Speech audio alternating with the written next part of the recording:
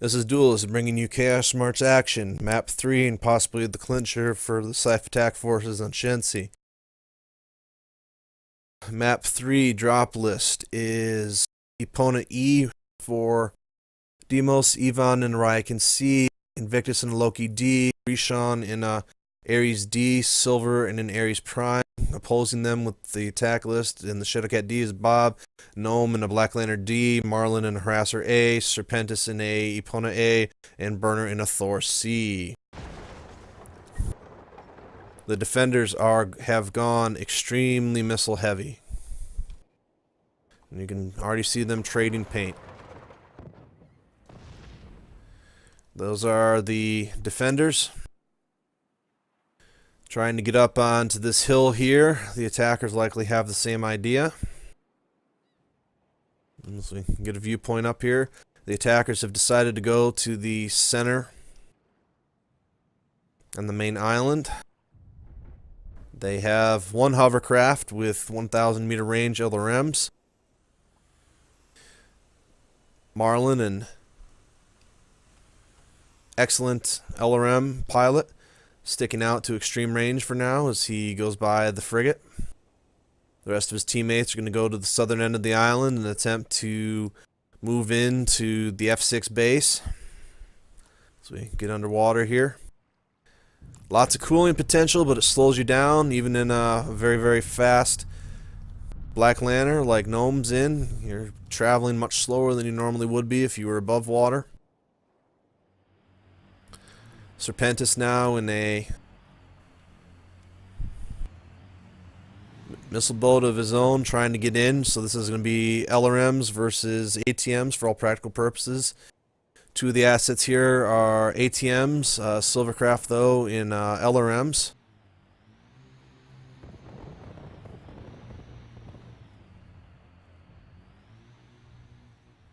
Defenders trying to get down into cover, trying to set up their shot.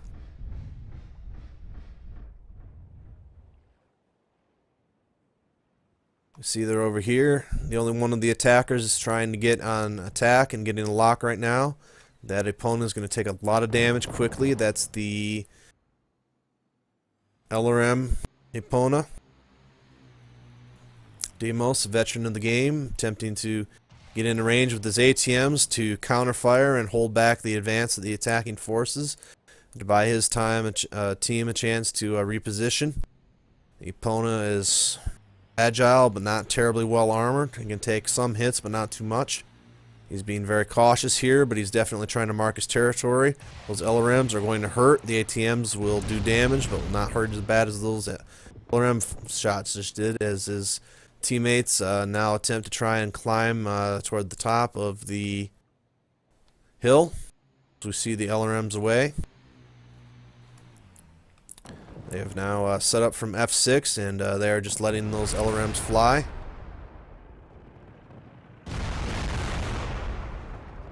Rishon, newer pilot coming to us, skilled for the 3 days that he's been playing the game, getting a good experience here, playing in the Chaos March.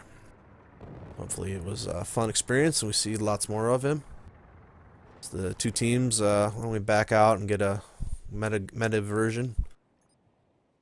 Big version. Teams will have up to 30 minutes, and this is turning into the type of match that we might need every second of it.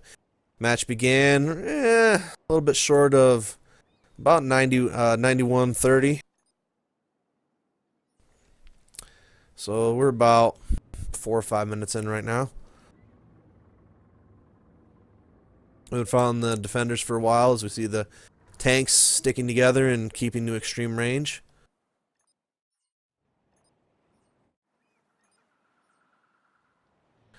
They've split their forces up into two sections. The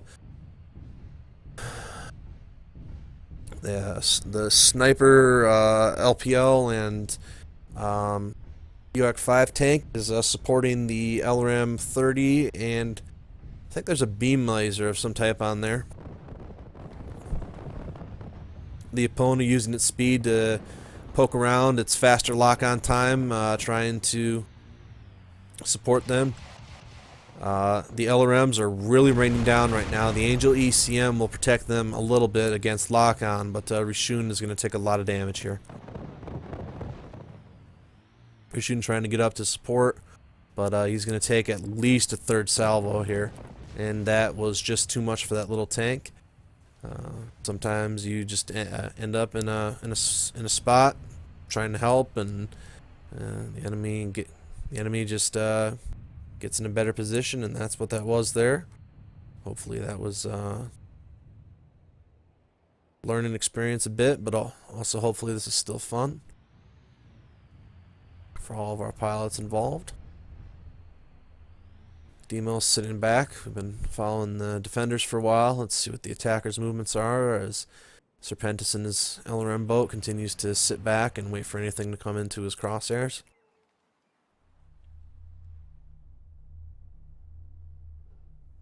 And Bob with a long-range sniper and also possibly an arc launcher. Let's take a look.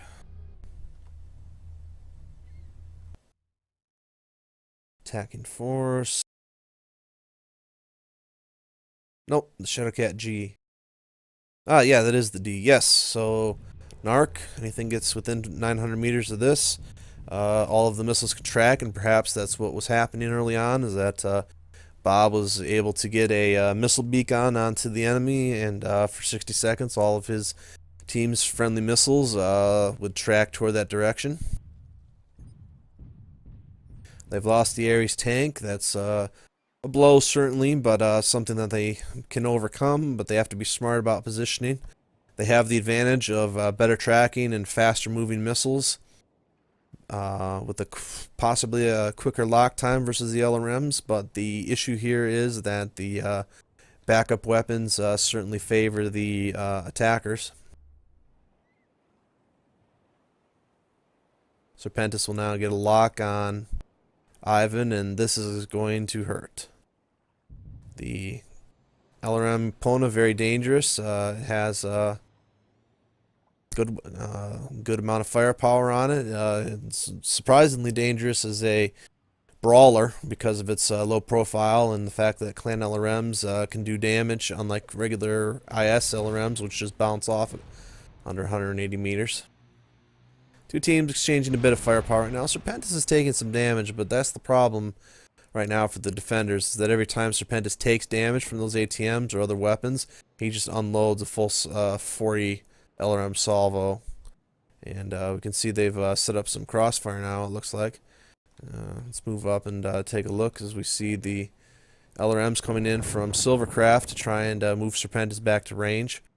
It's not an LRM 40, but that's still an LRM 30 on that Ares, and that Ares is very nimble and quick, able to get in, get the lock, and move back to covers. We have a little bit of crossfire being set up. This is Marlin and the little LRM 20 harasser, something that gets overlooked sometimes, but I tell you that is a very dangerous asset if left unchecked. It is an outstanding support asset.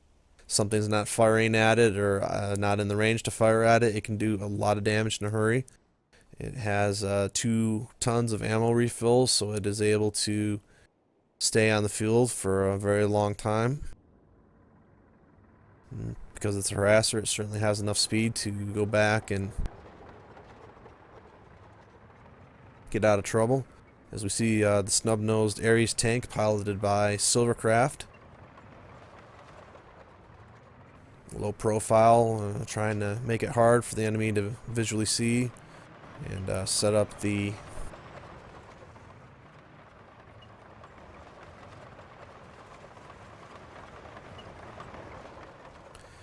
defense, as we now see the defenders are now pushing up to the edge of the hill, trying to get in closer to utilize their weapons, trying to get out of the reach of the LRM Epona. And they're trying to lay down some fire on Burner's mech.